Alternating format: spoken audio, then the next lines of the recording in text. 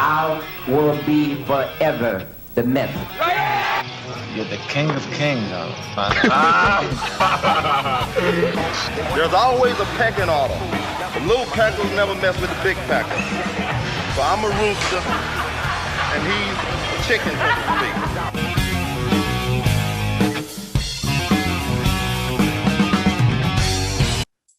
But what I want to talk about is he had a professional WABBA championship. It was called the Pro World Cup, and it was held in France, I think. Mm-hmm. And Sergio came back. Right. So Sergio came back the year before.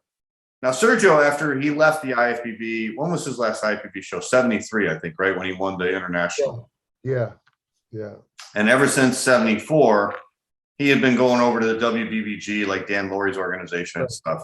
That's right. But he was always out of shape. I'm sure you've seen a lot of those pictures. And very, very smooth, yeah. Yeah, he'd come in fat or smooth, and but they always gave it to him. He always won because he was Sergio, you know. I remember Bill Grant competed him once against him, and he beat Bill Grant, he beat Tony Pearson, he beat all those guys that he competed against. Yeah, well, he was a legend, you know. Yeah. I mean, it's not fair, but that's the way, you know. Yeah. And he still had the amazing body. It's just he was smooth. Yeah, he was out of shape. Yeah, he always had this, even when his waist was flabby. Yeah, small. It still was small. Right. that freaky waist where I know. I mean, you could see that it was like fat, but it was still small. He never got a wide waist. You know, he still had the illusion of being somewhat in shape. I mean, this man used to drink like dozens of Coca-Colas before. Right before the show. Dieting was what dieting? Right. I don't know whether I wonder if I always wondered whether he died for that show in Essen where he really looked great against Arnold. Yeah, I wonder what he did for that show too, because that was his best ever shape. Because he was actually really cut for that show. He was. Yeah. Most cut I've ever seen him. Or even like when he won his first Olympia in '67, he was really cut for that. Right. Yeah, and he might have done a little dieting for those shows. Yeah. You know? But the rest of them, I guess he just didn't bother. But I guess he figured without Arnold as he just had no motivation to train, to diet or train hard. He knew if he showed up, they were going to give it to him anyways. Yeah, and he was right. But in 1980, when Serge Nubret created this organization, I remember he competed in Long Beach, California. Yeah. And he was up against Kal Szkalak and Dave Johns. Right. And he looked outstanding. You remember those pictures, Jerry? He was unbelievable. I mean, he was way bigger than he was before. And he was actually in really good shape. He was pretty cut. Yeah, that's true. And that's when he had the bald head. That's when he shaved his head. That's it. That's right. Yeah. So in 1981, they have a contest. I think it was in France. It was called the Pro World Cup. Now, this is interesting because Serge Nubret was the president of the organization. He was a promoter of the contest, and he went into the contest. He competed in the contest. That's got to be a first. I never heard of that before. Right. Listen to this lineup. You had Serge Nubret, Robby Robinson, Ahmet Anulu from Turkey, Dave Johns, Kal Szkalak, Tony Pearson, all competing in this contest. That's a great lineup. That's a fantastic for a non-IFBB show. That's an unbelievable lineup. Yeah. And who won that? Sergio won. Okay. But you think Serge Nubret would have won because I was just going to say I'm surprised Serge didn't give it to himself. You know. Yeah. Right. I'll tell you about. I'm surprised he didn't judge too. he had quite an ego, Serge Nubret. He was great. Don't get me wrong, but he wasn't shy about it. Let me put it that way. He had pretty big ego. So I've got the video from this contest, and Sergio is absolutely gigantic.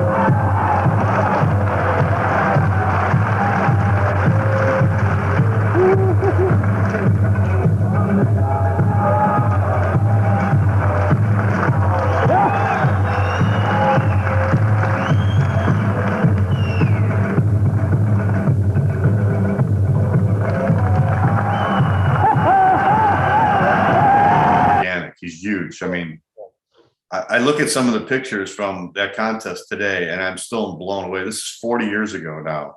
Yeah. And I look at these pictures, and I'm like, oh my God, this guy was just so incredible. Yeah, his arms are so big, and his waist is so small. Yeah.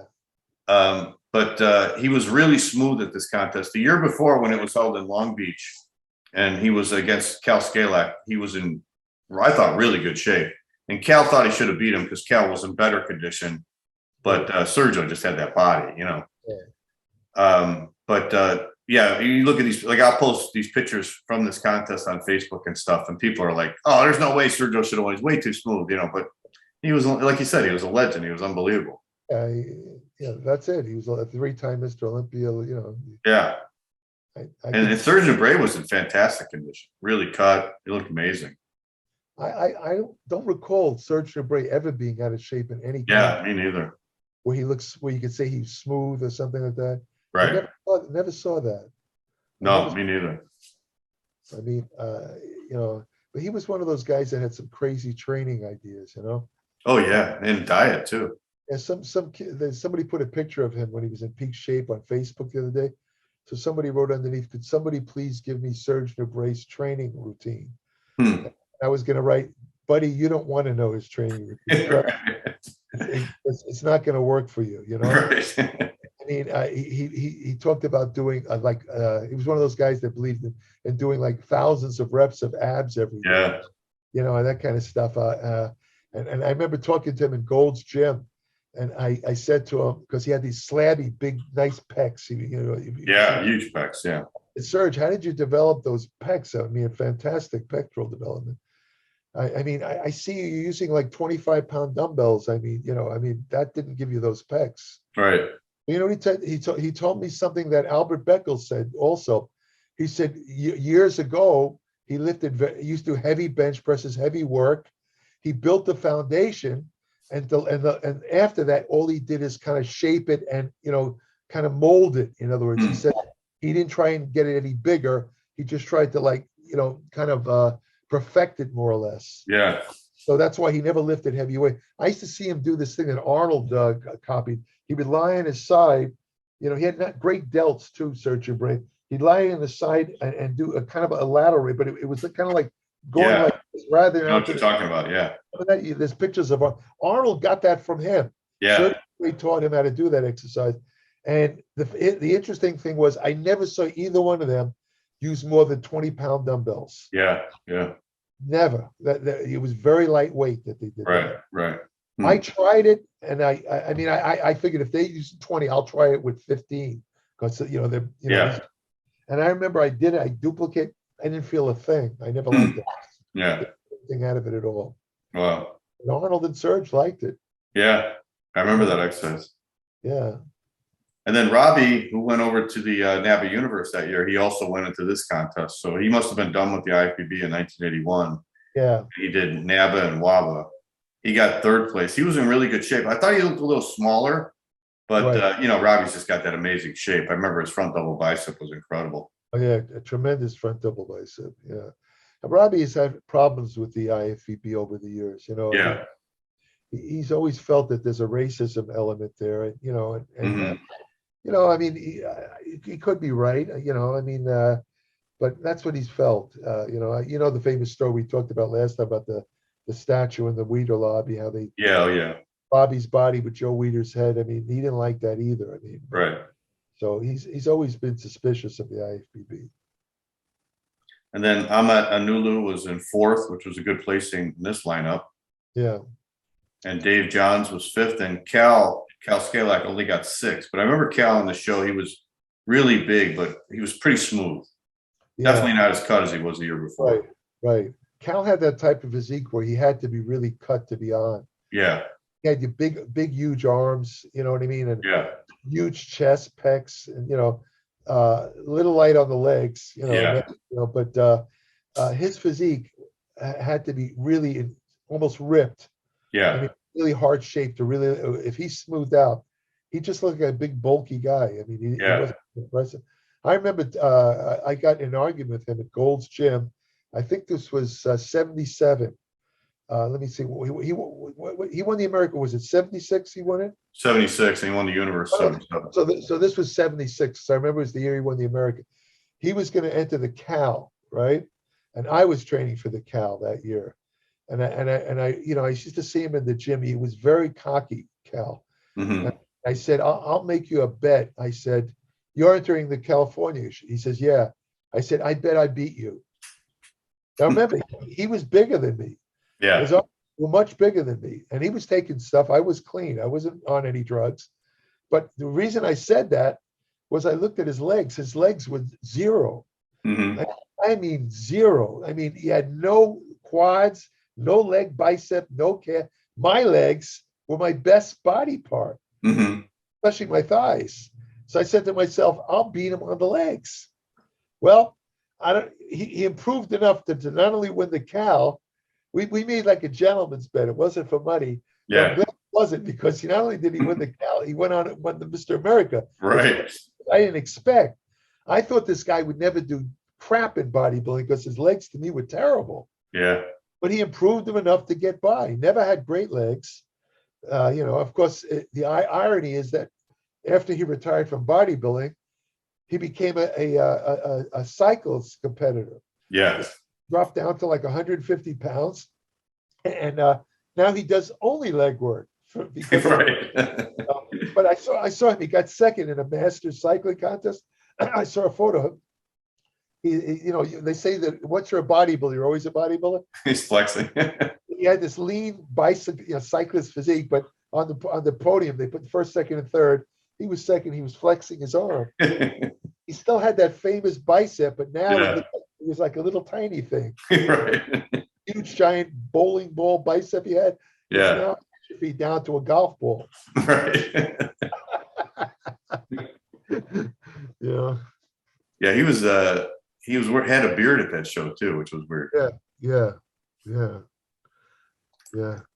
I heard that Cal, for some reason, doesn't like to talk about his bodybuilding days. Yeah, I tried to get him on, and Sean Ray was going to help me. I think Sean Ray saw him at a funeral. Somebody died. I forget who. I think it was Dan Howard, when Dan Howard died. Yeah. And he said, no way. He does not want to talk about it at all. I wonder what is it. He's like Bob Paris the same way. Like, they just don't want to talk about it at all. What are they so bitter about? I don't know. Weird. I don't get it. Huh. Well, what are you going to? Well, Bob Paris, another guy. Jeez. Yeah. See him today, but the guy had pretty broad shoulders. He's like a little narrow, skinny guy. Oh yeah, he's very skinny. Very skinny. No muscle on him at all. Obviously, doesn't work out at all. Nothing. Yeah. Zero. I mean, Dorian Yates, for example, has lost a lot of size. Yeah. He's in his late 50s. I got to give the guy credit.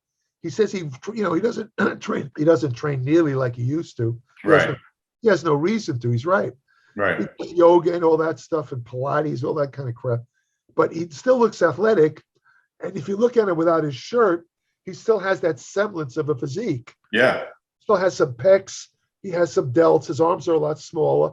But you could say, yeah, this guy was a bodybuilder. Yeah. But when you look at Bob Paris, and you say, well, this guy was you would never think he was a bodybuilder. National champion and one of the competed in the Mr. Olympia. People would say, "Are you kidding? No way. They would never believe you." Yeah. See, and honestly, I don't understand that. In other words, of course, you can't retain the size and mass. I mean, we all know that guys use drugs. That a lot of it had to do with it, but they lifted heavy, whatever. But the point is, do you really need to have your muscles atrophy that much? Shouldn't you try and retain some muscle? Yeah.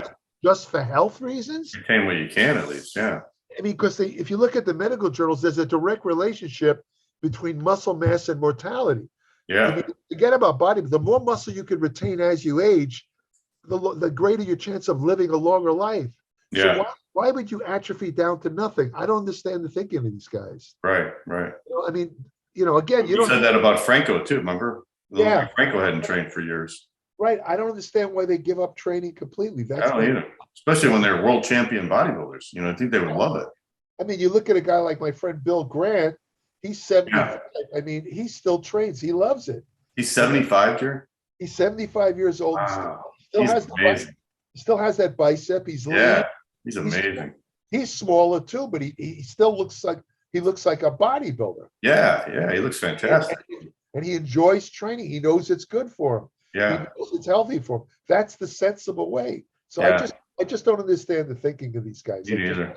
I can't figure it out. I mean, I've been training for 45 years. I love it. I love going to the gym.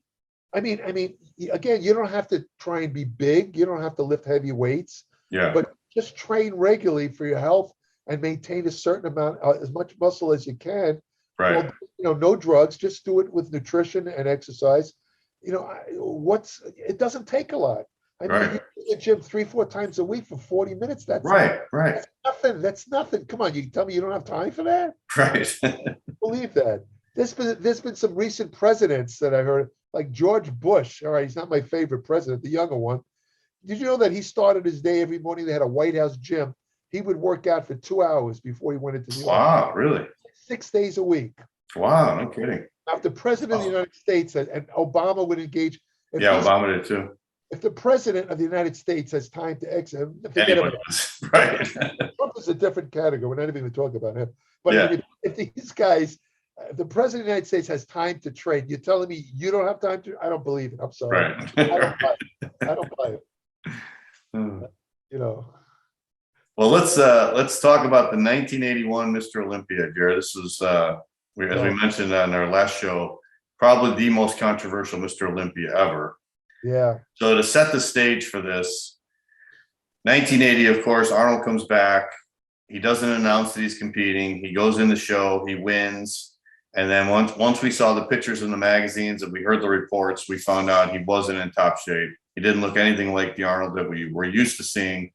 And had an all-star lineup. You had Mike Mentzer and Frank Zane, Chris Dickerson, Boyer Coe. And Arnold beat all these guys, and they were all some of them were in their best shape of their lives, and super controversial. Right. So the next year, the Olympia goes back to the United States. It's held in Columbus, Ohio again, and Arnold and Jim Lorimer are promoting their next Mr. Olympia. So I think they promoted it in 77, 78, 79, and then 80 went over to Australia. So 81 was their fourth Mr. Olympia they were promoting. And the rumor started almost at the beginning of 1981 that Franco's going back in the Olympia. He's going to make a comeback. And then Chris Dickerson, well, no, not Chris Dickerson, Boyer Coe, Mike Mentzer, and Frank Zane. Those were the big three. Now, this is third place, fourth place, and fifth place at the year's previous Mr. Olympia. These are some of the best bodybuilders in the world. They all formed a union, and they said, we're not doing the 81 Olympia. And they tried to get everyone else to boycott it also, because they said, if you guys go in this show, Franco's going to win. It's guaranteed. Right. So Franco was coming back from 4 years ago. He tore his knee up at that World's Strongest Man contest in 1977. He was running with the refrigerator on his back. He slipped, tore. I heard every tendon and ligament in his left knee. His leg bent like a 19. Yeah, like bent sideways. It was sickening. It was painful to watch. Jeez. So the doctors told him, you'll be lucky if you ever walk again. You'll definitely never compete again. You'll probably never lift weights. And he didn't listen to the doctors, and he really rehabbed his leg. And I guess he was helping Arnold train for the 80 Olympia. Yeah. So we go to the show. I was at the show. I was 18 years old that year, 1981. And I had gone to the Olympia in 77, 78, 79. So I was on their mailing list. Yeah. So in 1981, they send you a letter earlier in the year, and they go, hey, if you want to get tickets. So I bought tickets right away. Yeah. And I can't remember what row, but I remember I was close up. I was at a good vantage point. I saw the whole show. Uh-huh. So there was 17 competitors, and Mentzer did not go in it. Zane did not go in it. Boyer did not go in it. Albert Beckles did not go in it. But Franco did go in it, and Chris Dickerson was in it. And so they come out, and Franco looked, I thought, fantastic. His upper body was great. He was real tan. He was very ripped, real hard, probably the hardest guy in the whole contest. Yeah. But what we didn't expect was that three guys who were not top placers were all in amazing shape, the best shape of their lives. And that was Roy Callender, Tom Platz, and Danny Padilla. Now, to give you an idea, Roy Callender got 7th the year before. Tom Platz got 9th the year before, and Danny got 10th. So these guys are on the bottom of the top 10 placing, and now they look amazing. Yeah. So, and it ends up happening. Danny gets 5th, Roy gets 4th, Tom Platz gets 3rd, Chris Dickerson again gets 2nd, and Franco wins. Right. And it was a shit show. The crowd went crazy. It was one of the most controversial shows ever. Yeah. Well, I wasn't there. You were there. I mean, you were in but I did see a lot of photos from the show. And my feeling initially, which more or less still holds now, is that I would have given the contest to Danny Padilla. Mm-hmm. It wasn't the biggest, but Danny peaked out perfectly that year. And again, at the risk of sounding redundant, I know I keep saying this, I go by symmetry, proportion, and overall, balance. Yeah. And to me, Danny really peaked that year in that situation. He had absolutely perfect symmetry. He had all the body parts. He had back, he had calves, thighs. His arms were fantastic, full bicep, full tricep. Again, he wasn't the biggest guy, but he was in hard enough shape to win. Yeah. His body was not as cut as Franco, that's true. But I think Danny had better muscle shape. See, in other words, Danny's arms were more in proportion to his torso. Franco has that kind of really thick torso where his arms looked like they didn't belong to his torso. They were too small for his torso, although his arms did look good from the side, the tricep. But when he did a double bicep, his arms looked kind of small in comparison to his torso. Right. Now, Roy Callan is another guy that, in other words, I wouldn't have had any problem with him winning either, because he was another guy that was very balanced, had a great physique. Now, a lot of people will argue this, what I'm about to say now, because a lot of people that have seen the photos think that Tom Platz was in the best shape of his life. Mm-hmm. He was the clear winner. A lot of people say that. My feeling is this. I credit Tom Platz with probably having, a few people, you're going to be crazy to argue this one. He had the most humongous thigh development at bodybuilding history. I don't think anybody has ever matched, even guys like, what's his name, Ronnie Coleman, as big as his legs were, they didn't have the freaky look that Tom had. Yeah. Tom had the freakiest thighs in history. But to me, the problem with Tom was, again, the symmetry proportion thing. His upper body was kind of mediocre, in comparison to his legs. I mean, it wasn't bad. He had a nice chest shot. He had, a couple of good, but his upper body didn't match his legs. The symmetry was off. And I would have had Danny and Roy Callender and Chris ahead of Tom, because I just didn't think he was symmetrical. By the way, just for curiosity, I would have had Franco behind Tom. Franco would have behind all those guys, right behind Tom. He would have, all those guys, in my opinion, would have beaten Franco, because, and the reason being that while Franco's body, upper body was, as you point out, hard as a rock. I mean, he had abs. I mean, that back, tremendous. His symmetry was not great. His proportions were not great. But most of all, even though he supposedly came back from that serious leg injury, his legs, in the photos I saw, I never saw any cuts in his thighs at all. Right. Were relatively smooth. I mean, it's not that they were so atrophied. It's just that they had no muscle definition, nothing. Right. So he basically won the contest with half a body. Yeah, exactly. Right. And I would give him, still let him be in the top 5 or 6, only because of that fantastic upper body he had. You know what I mean? If he didn't have that, he wouldn't place in the top 10. But right. I credit him for the top 5 or 6 because of his upper body. But the legs, you can't, it's like, it's almost like a deja vu of the 1980 show. Yeah, yeah. Arnold's biggest critique, if you remember, wasn't the upper body, it was the legs. Right. And he talked about how light his legs were. And on that basis, a lot of people felt he shouldn't have won. I mean, his arms still look great. His upper body was not as good as he was in 74, but it was certainly passable. Right. But legs were much thinner, and the same with Franco. So it's odd that both of those guys, those two buddies, won contests basically with like half a body. Yeah.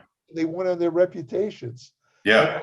I personally think that rather than call them, sore losers, whatever you want to call it, Frank, and who was it? Frank Boyer And Mike Mentor. And Mike were totally justified.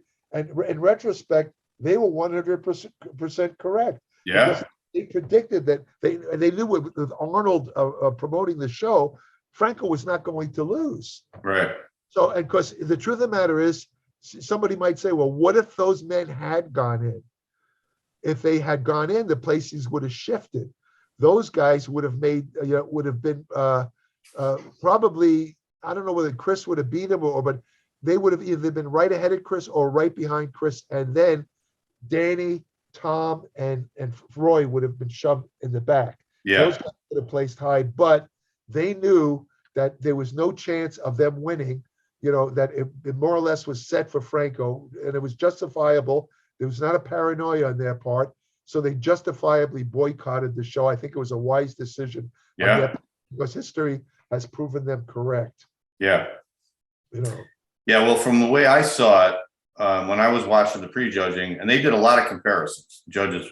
So I also want to mention about the judges. Roger Schwab, who I've had on the podcast before, yeah, he was actually chosen as the head judge for that 1981 Olympia. Yeah. And Ben Weider and Joe Weider, after seeing what happened in 1980, were really concerned. And they're like, we don't want another fuck up, So Roger Schwab picked the judges. Oh, okay. And they made sure they had all these international judges and stuff. So they did the best they could. So it wasn't like they stacked the panel, Right. to favor Franco. So they called a lot of comparisons at the contest, a lot of different comparisons, usually 3 guys at a time. And Franco was always up there, but it was clear, I think, to the whole audience. And Roger made an interesting point when I interviewed him. He said the bodybuilding fans back then, the audience, was very sophisticated. Right. Because the sport was so niche. It was such a niche sport that all the fans really knew a lot about the sport, and they knew what they were looking at. I don't know if it's the same today, because you may get people from all over who are new to the sport. But back then it was just bodybuilding, and I think the fans knew a lot about it. Right. So they knew what they were looking at. Yeah. And I think if you took a poll of everyone at that prejudging as they were leaving the auditorium, I think 90% would have said it was going to be the top 3 were going to be Padilla, Roy Callender, and Tom Platz, without a doubt. Without a doubt. Yeah. So it's just out of those 3, who are you going to pick? So I thought Roy Callender was extremely impressive because I had seen him compete before. He was always very thick, had a lot of muscle. But at this show, he was very ripped and he was really aggressive. Like, he was never aggressive before. He's kind of laid back. He's kind of like, passive. But at this show, he was like challenging Franco. He was hitting most musculars. It was like he knew this was his shot. And he was like a whole new person. So I thought he was really impressive. And certainly a master poser. Number 10, Roy Callender, Canada.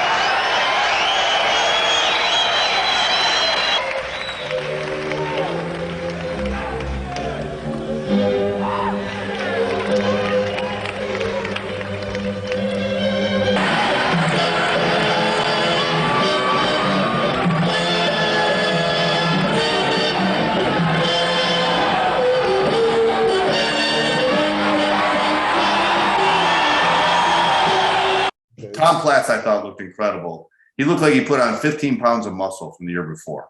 Yeah. And this is before all the freaks were coming out, right? Before the GH and stuff. Yeah. So I think when people were looking at Tom Platz, they were thinking, wow, this guy must have killed himself for a year in the gym to do this, because he looked so impressive. His upper body, he was always Mr. Legs, but this time, like, his upper body his back was big, his arms were big, his chest was huge, he had deep abs. Yeah. And he just had that aura about him, like this was his year, like he just on stage, it was like he was the guy, And then Danny, I thought, was unbelievable too. But Danny was like, when he came out, I didn't even recognize him. I didn't know who he was because his face was so sunken in. He was so shredded. Yeah. Now, to give the listeners a little background on Danny Padilla. Danny Padilla has always had the most perfect physique, but he always sometimes would come in a little bit smooth. Sometimes he'd come in cut, but he never came in ripped. And I remember everybody for years was like, Danny, just come in ripped. You're going to be Mr. Olympia. I don't care if you're 5'2", you're perfect. You're perfect. He finally listened and he came in absolutely shredded, absolutely ripped. So I thought when they were comparing them all, I thought Platz was going to win, even though, you know, his legs, like you said, are a little bit bigger. But I just thought the size he put on his upper body, the charisma he had, everything, I thought he was going to win. And I actually thought Callender was going to get second because he was so ripped and he was so aggressive on stage and he was really posing, you know. And Danny, when he was compared with those other guys, he kind of looked a little smaller. Yeah. He didn't look as big, you know. He That was only like 150 pounds, I think. That's the problem with Danny. He was smaller. You know? Yeah. But when you look at pictures of him from the show, he Yeah. looks like perfection. Like, He does. Yeah. Well, that's what I wasn't there. I can only Yeah. go by the photos. And, you know, you might say, well, like you pointed out something, John, I didn't know about this kind of choosing the judges. And Roger Schwab, I'm familiar with. yeah, He's a guy with integrity. I know of him. And the thing is, I'm sure he did the best job he can trying to choose judges that he thought would be very, you know, objective and to avoid what happened in Sydney the year before. I'm sure he was very careful about that. So it raises the question of, well, then how is it possible that those good judges, let's, you know, give them the benefit and say they're all good judges. How is it that they picked Franco above all those guys who had the qualities that you just went over? right. Why did they pick Franco?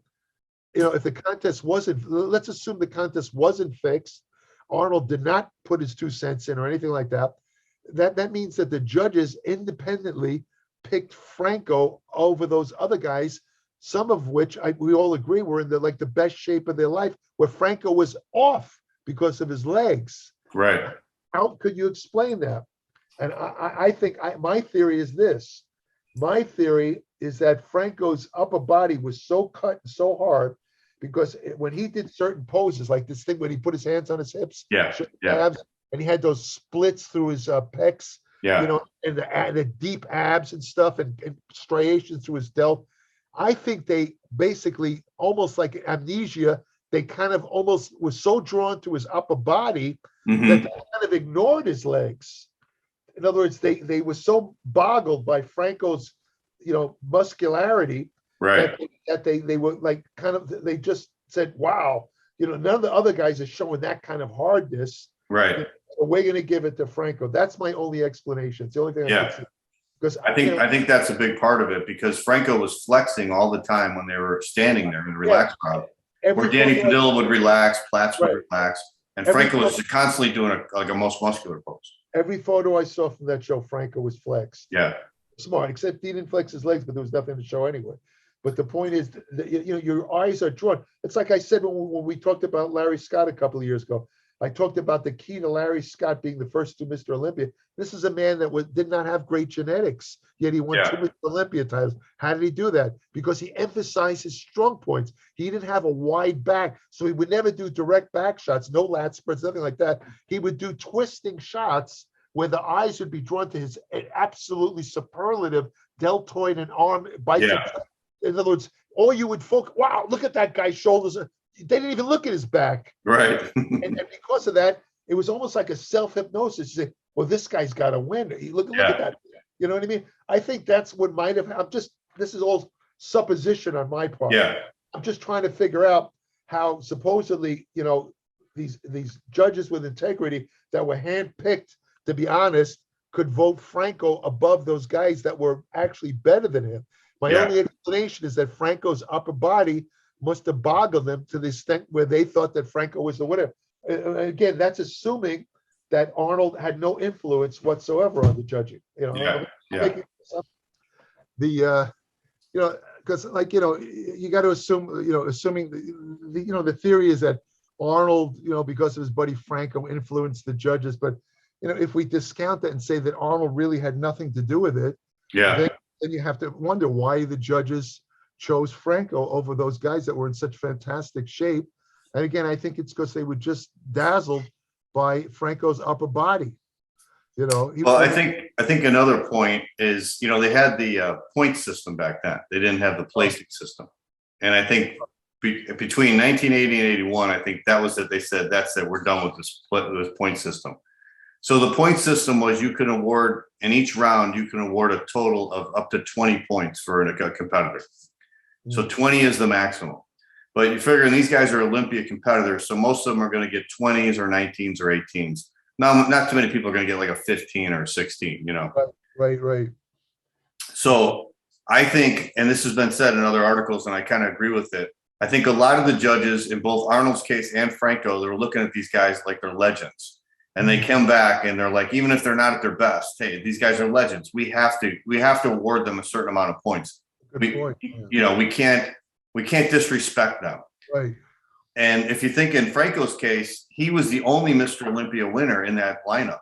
There was no other guy that had won Mr. Olympia. Dickerson had not won it yet. And then, like we said, Roy and Danny and Tom had placed not even in the top 5 before. Right. They weren't even in the top 5 in the Olympia before. Right. So they're looking at Franco and they're like, I got to give him a 19. You know, even if his legs are out of proportion, I still got to give him a 19. And if enough judges give him a 19, he ends up winning the show. And they didn't want it that way, but it just ended up happening that way.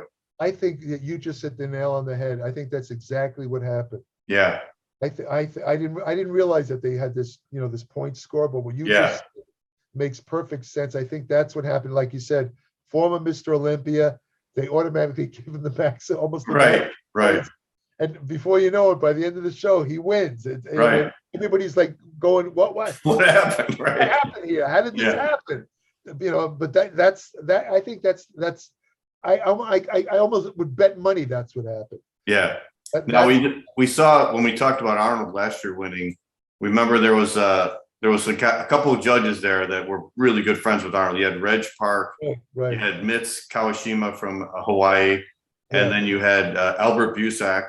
Yeah. So these guys are close friends with Arnold. You know they're going to put him in first place. Absolutely. I remember Mitz.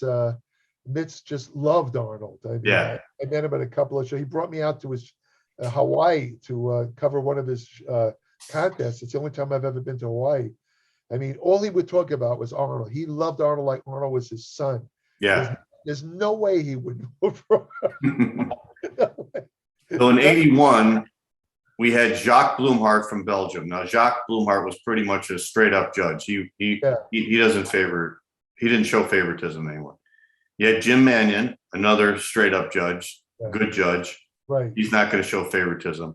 You had Winston Roberts from Canada. Right, Winston, yeah. Now, here's where it goes bad. You had Sven Ole Thorsen from Denmark. That's one of Arnold's buddies. Arnold and Franco's best friends, right? Yep.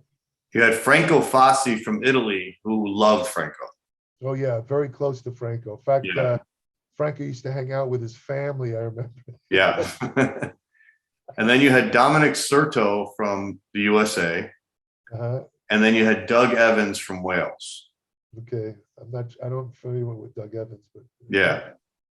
So looking at the scores, Jacques Bloemhart, out of 3 rounds of judging, so you could give a total of 20 points. Yeah. So the highest you could get is 60 points after 3 rounds of judging. So that would be the symmetry round, the muscularity round, and then the posing round. They judge the posing round. Right. So after 3 rounds of judging, Jacques Bloemhart only gave Franco a 54. He gave Dickerson a 55. He gave Platz a 58. He gave Roy Callender a 59. And he gave Padilla a 56. Okay. So if you did it by placings, Roy Callender would have been first. Platz would have been second. Padilla would have been third. Dickerson fourth, and Franco fifth. So that's pretty much right on. Yeah, I was just going to say that would have been, the crowd would have definitely approved that. I think. Yeah. And that was Bloemhart's scorecard, you say? That was Jacques Bloemhart, yeah. And I remember in 1980, Bloemhart also scored Arnold down. Okay. He was one of the few judges that had the balls to score Arnold down. That obviously was an objective judge scoring, the way he saw it, rather than on anything else. Now, Jim Mannion, surprisingly, also scored Franco really high. He gave Franco a 59, which is almost a perfect score. Right. He gave Tom Platz a 58, right behind him. Yeah. And then he gave Roy Callender a 57. He gave Dickerson a 56. So in other words, Jim Mannion felt that Danny Padilla should have won? Should have won the show, yeah. What did the other judges? Yeah. So Jacques Bloemhart had Platz in first. Jim Mannion had Padilla in first. Winston Roberts had Dickerson in first. Sven Thorsen had Dickerson in first. He didn't have Franco in first, but he gave Franco a 59. Wow. So it was almost a perfect score. Yeah. Maybe he thought they were going to be looking at him because, you know, he was friends with Franco. Right. Franco Fassi, of course, had Franco in first. Right. Dominic Serto had Tom Platz in first. And Doug Evans had Franco in first. Right. So, yeah, the scores were all over the place. But what really struck me when I looked at these scores was so many of the judges placed Padilla really low. Yeah, I know.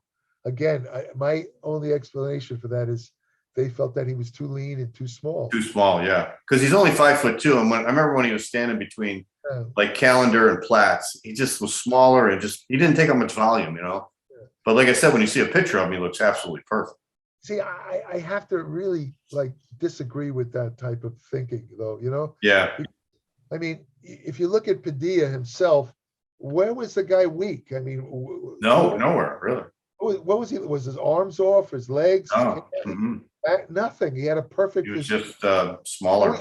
So he's small. So what? You know what I mean? I know. Yeah. Why would height determine who wins shouldn't the best man win? The man with the most symmetry, proportion, overall balance. But you know how sometimes when you're watching a show, one person will just kind of take over. You know, it's a lot of charisma and stage presence, and that's true. But I mean, you know, it's not that his muscles were small. No. You know what I mean? Like if Danny showed up with like stringy looking muscles where it's flat. Then he wasn't flat. Yeah, I could see it then. Then I could see it. Right. But he was I think the best shape of his life. I never saw him look like that. No. I mean, even today when I see photos of him, then I said, my God, this is a perfect physique. Yeah. Perfect. Oh yeah. Yeah. I mean, there's few guys that had absolutely perfect physiques. He's one of them. Right. I'd have to really think of any. I just remember my impression being an 18-year-old kid. I might not have known about bodybuilding as much as I do now, but I just remember I thought I would have had Platz first, Padilla third, and Roy second. But that could have went either way with those two. But I had Franco definite fifth. As good as his upper body looked, he just had no legs. He had no cuts in his legs at all. None. They were like smooth.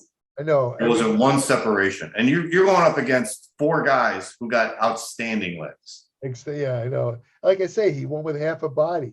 Yeah. It just doesn't make any sense. No matter how great his upper body is, if you're lacking, I mean, you're totally lacking a body part. You can't place higher than fifth. You can't. You can't. It makes sense. You know, but you did point out something that's accurate.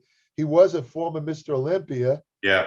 And I used to write articles in the magazines, when I talk about the Mr. Olympia contest, I would talk about how an incumbent Mr. Olympia, meaning a guy who already won the title, even before the curtain opens, already has a 10-point lead on the others, merely because of the fact that he's the current title. Right.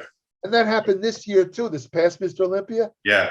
I mean, Big Ramey had won the year before. He was already ahead before anyone ever posed. Yeah. In other words, the old cliche, but you have to knock out the champion. Yeah. In other words, none of the other guys in the judges' eyes had improved enough to beat Big Ramey, so Big Ramey won again. You know. Right. So there was one point in the prejudging where they had, I think it was Padilla, Franco, and Platz, and Platz was right next to Franco. They're going through the mandatories, and this was a loud crowd. Like people were like voicing their opinion. It was like New York, you know. Yeah. And they asked for the ab thigh pose. So Franco's got those great abs. He's hitting his abs, and he's twisting his leg this way, that way. He couldn't get one line in his legs, and Platz is just smiling, and the crowd's digging. They're laughing, and Platz hits his abs, and he puts that leg out. Boom. Striations everywhere. I mean, that was it. Franco was dead right there. You know. Tom was a bit of a showman. I know that he did that thing with his hair that people. Where he do this thing and then go into this shot. You know. Yeah. That was his kind of signature thing too. But and he did that year too. But you know, if I were him in that pose down with Franco, you know, maybe it would have pissed a couple of people off, but I would have went like this when Franco was trying to get Tom should just stand there with his hands on his hips, look at him. Yeah. then flex his legs and just go like this, point to his thigh. Right. To really emphasize the point. Right. That would really emphasize the. I mean, it might have even woken up the judges. You know, wait a minute, we can't vote for Franco. I know. But I guess Tom was too nice a guy to do it. Or maybe he liked Franco. He didn't want to embarrass him.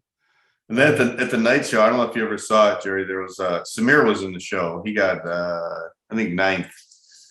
So he was just too smooth. You know, back then Samir was just always coming on. He almost looked waterlogged at the show. Yeah.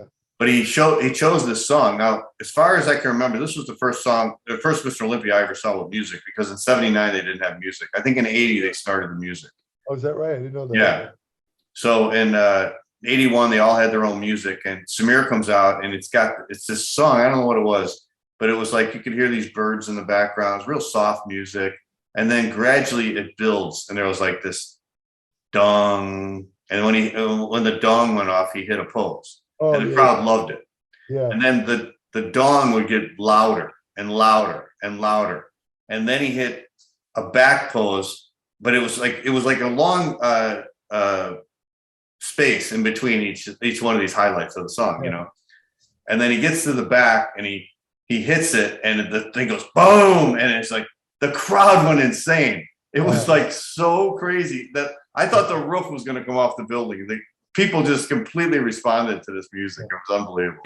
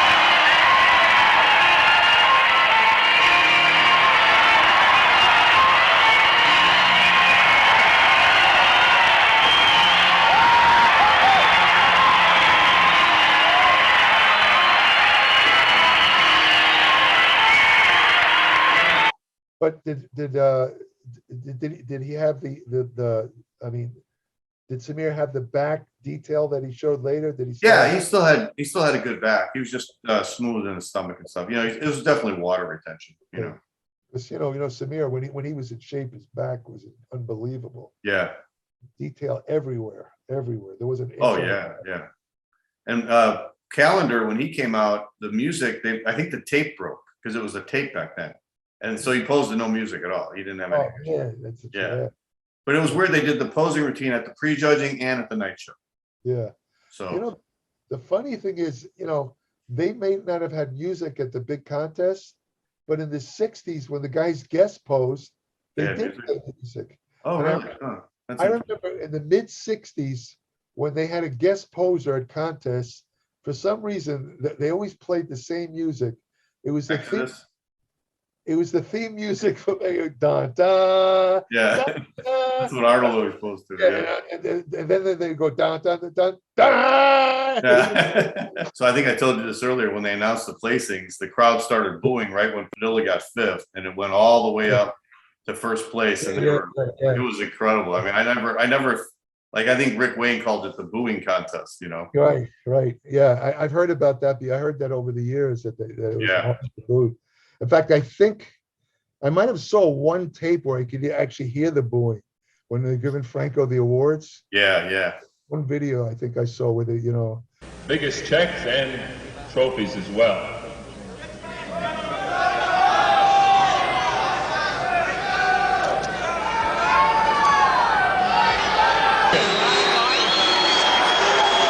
Second place honor in Mr. Olympia, a trophy, a $10,000 check.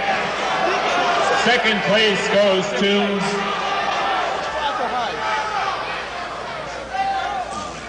Chris Dickerson. And Franco Columbu is Mr. Olympia, 1981.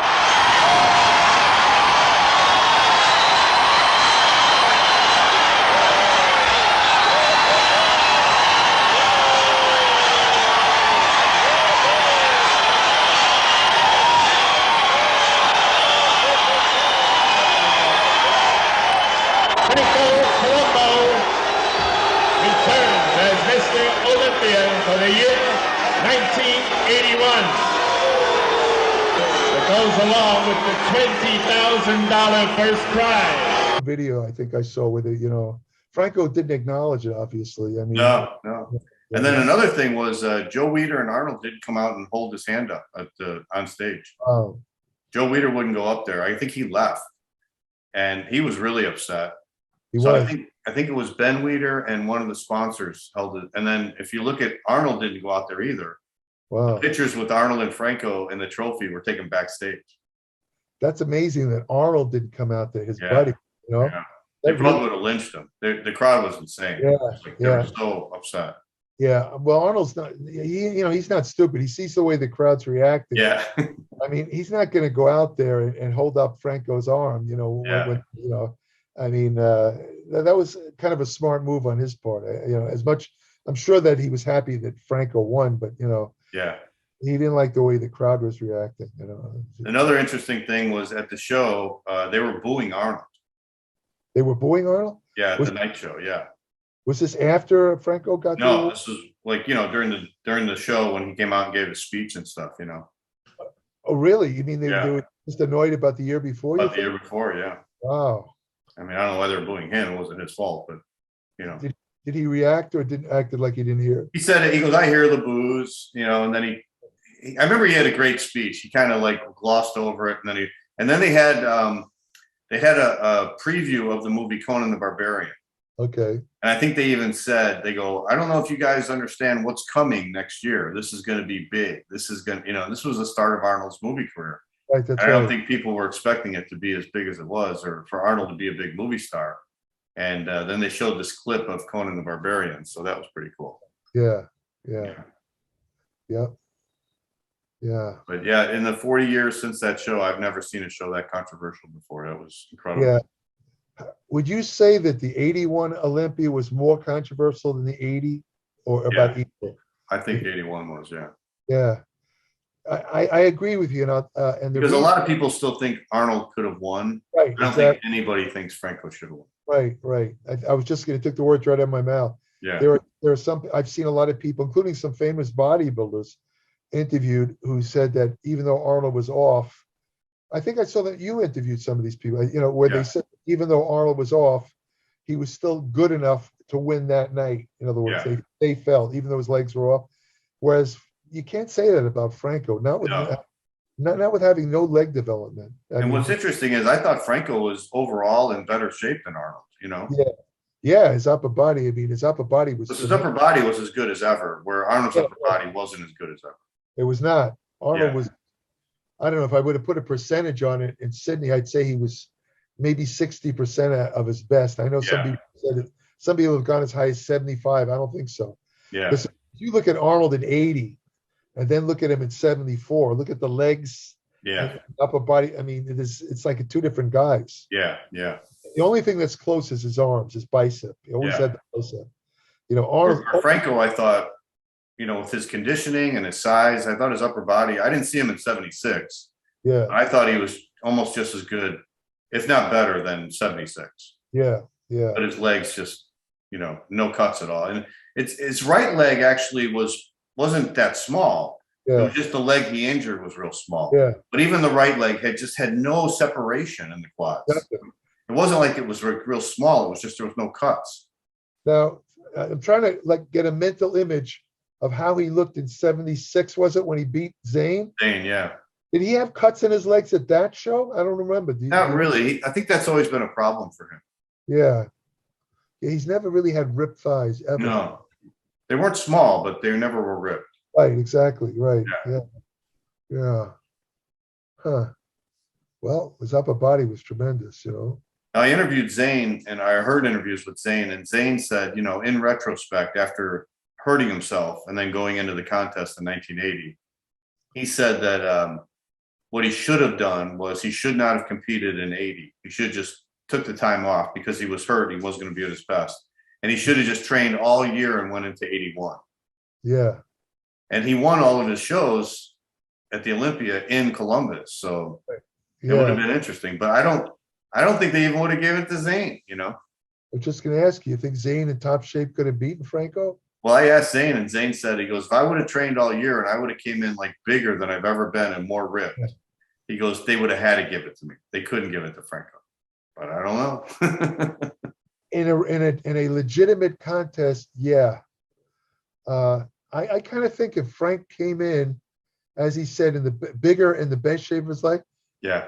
I think he might have edged out Franco. I think he would win because he just has a better looking physique. Right. And in 1980, he was supposed to come in his best ever shape, but then when he had that accident, he lost all his blood and then he couldn't train. Right. Yeah. And then he came in like 180 pounds. He was way too light. I remember that. Yeah. I remember. Yeah. That was a really freak accident, Yeah. You know what happened, right? With he fell off the chair and hit his urethra on the pool edge. He almost cut off his thing there, Yeah. I think they take off points if you compete without your penis. I'm not sure about that. I'd have to check the rule. I talked to somebody. Who did I talk to? But they were talking about Zane, and they said Zane would get high a lot. He would smoke a lot of white weed. And I bet he was high when he was sitting on that chair, and that's why he fell off the chair. Yeah. Well, I think I told you the story when I lived next door to Zane in 1969 to 70, I think it was. The only time I ever saw him relaxed and happy and smiling was when he'd smoke some grass. His whole personality changed. Other than that, he never smiled. No sense of humor. Like he was a school teacher. He seemed like your classic strict school teacher. In other words, it wasn't that he wasn't a nice guy or anything. It was just very, very blasé guy. Right. You'd say something to him funny, and he would just kind of look at you or something. But now, you let him smoke a couple of joints, and he'd be rolling on the floor laughing. I mean, I've never seen a metamorphosis like Zane when he get a little bit high. Right. All the inhibitions would be gone. His whole personality. So I wouldn't be surprised if that's what's happening. So it's interesting that after that 81 Olympia, Dickerson won the next year. Yeah. Platts was probably the most popular bodybuilder in the world after that contest because he was the people's champion. And I remember he was doing a ton of guest posing. Oh, yeah. I remember. Unfortunately for him, he tore his bicep, I think 6 weeks before the 82 Olympia. And then his career was never really the same. Right. I remember talking to him right around that time. He was living in a place I remember had a loft. Apartment had a loft. He had an office in the loft up there. And we were talking, and I remember him saying, Jerry, he says, I every single weekend for the next year, every weekend I have seminars or guest appearances booked. Yeah. I said, really? Every week? He says, every weekend all the way into next year. Yeah. I remember him telling me that. I remember reading the magazines back then, and every time the magazines would come out, they had pictures of him guest posing all over. He was all going. And he looked amazing too. He was like getting bigger and bigger and bigger. And he wasn't that smooth. He was in cut. I don't know how he maintained that shape all year. That was amazing. I don't know either, but he would go all over the world. I mean, everything he was. He was everywhere. That guy. Right. He was doing. Ironically, he was doing more exhibitions and seminars than the guys who were winning the contest. Oh yeah, yeah. That's the thing. I mean, he really parlayed that leg development into a specialty that, you know, to this day, people, I mean, he still does seminars occasionally from what I see. He said that loss was the best thing that ever happened to him. That's funny, isn't it? As far as his career. Yeah. Yeah. I mean, could have been much better if he won, you think? I mean, how Yeah, I know. It would have been, yeah. I mean, he's already going every, what is he going to go, 7 days a week and do something? Right. I mean, yeah. So. And then Roy and Danny, they never achieved that look again. Yeah. That's true. In fact, Danny was way off the next year. Yeah. No, that was definitely his peak year. Yeah, that had to be devastating to him. Yeah. I mean, but people telling him to come in ripped for so many years, he finally does it, then he gets screwed. He gets 5th place. Yeah. But you know, didn't you interview him? You interviewed him. Yeah, last year, yeah. I mean, he has a kind of like laid back attitude about it. Yeah, he does. Yeah. I mean, it's like when you would ask Mike Menser, for example, about the 80 Olympia, you could see he'd get angry. Yeah. You know, as he talked, he'd get angrier about how fixed and this and that, you know, whereas Danny just, you know, he just, you know, so what? All right. You know, I was in the best shape of my life. I did this, but they didn't give it to me. Yeah. He said he went back to his hotel room and he had his couple of his friends with him. Yeah. And he took a nap. And when he woke up, he said there was all these people outside his room. And he said people baked him stuff and everything. Yeah. And they were like, "Are you okay? Are you okay?" He's like, "Yeah, I don't care. You know, it's the contest, you know." Right. And a couple of guys were like, "You want us to go get Franco?" And he's like, "Would you relax? Go get Franco." He goes, "Franco's my idol." He goes, "I was happy to be on stage with him." You know? Right. Yeah. He never really took it that hard. No.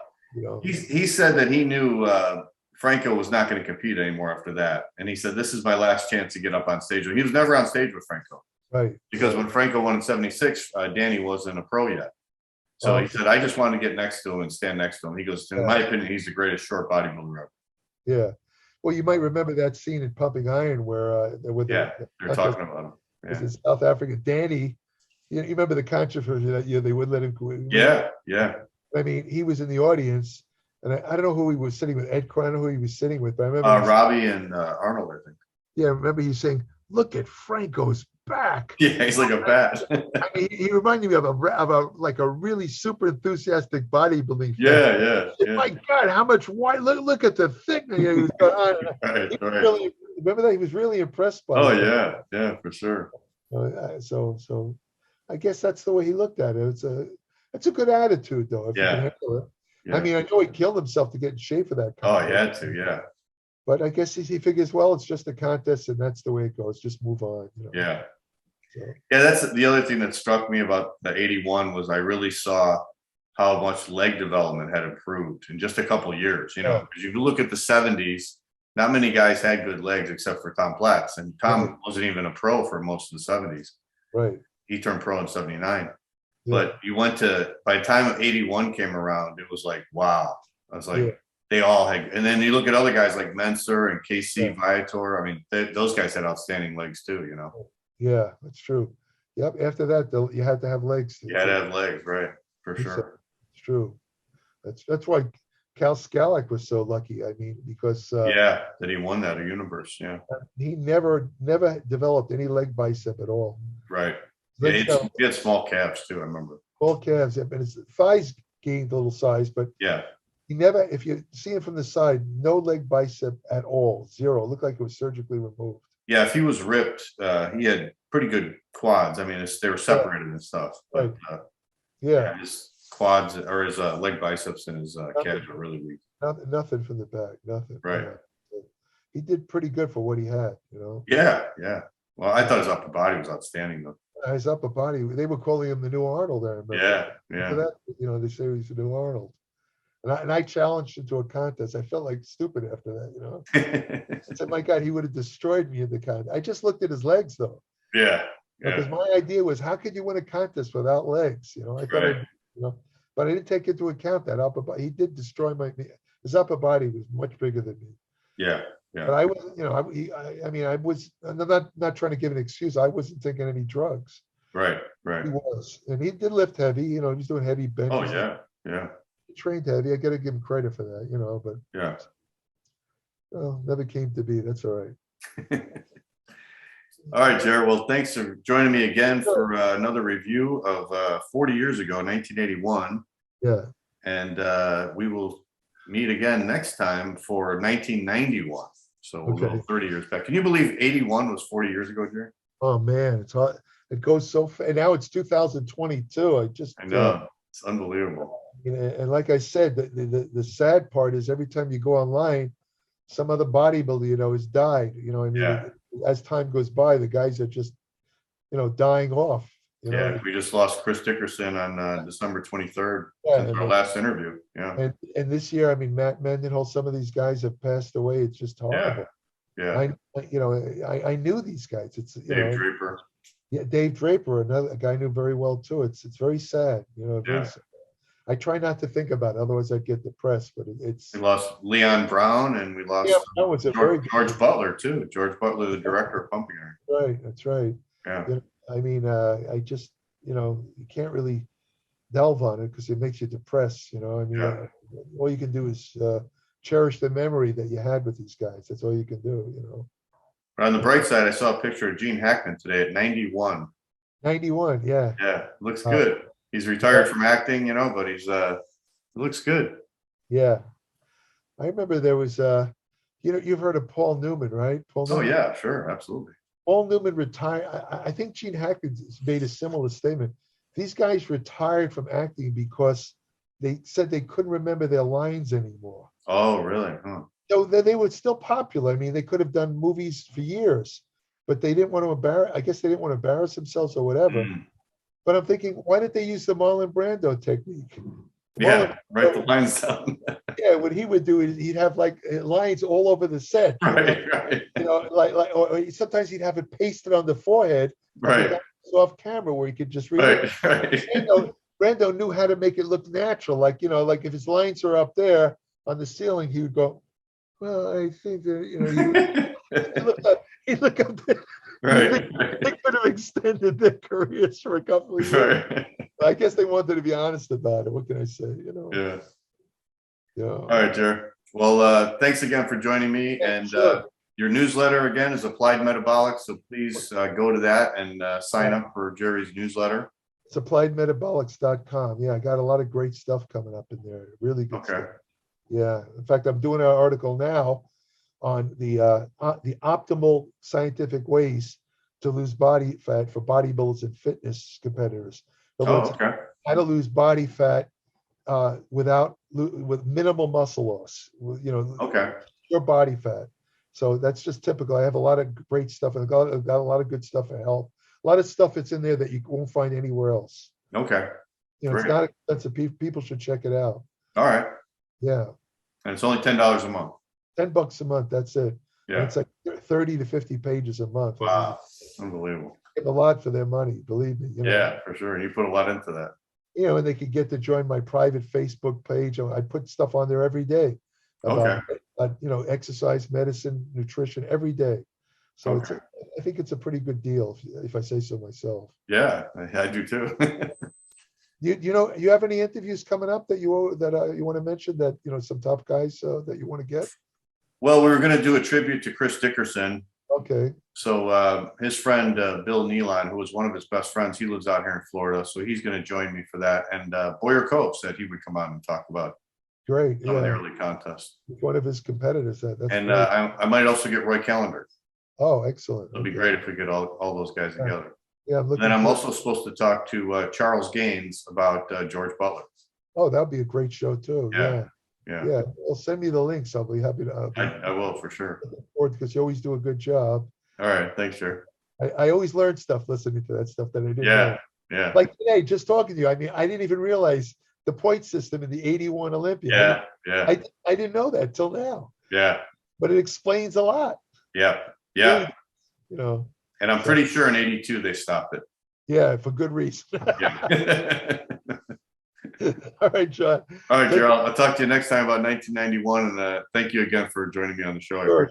Sure thing. Take care. All right. Bye-bye. Take care, Jerry. Bye-bye. Bye. Bye.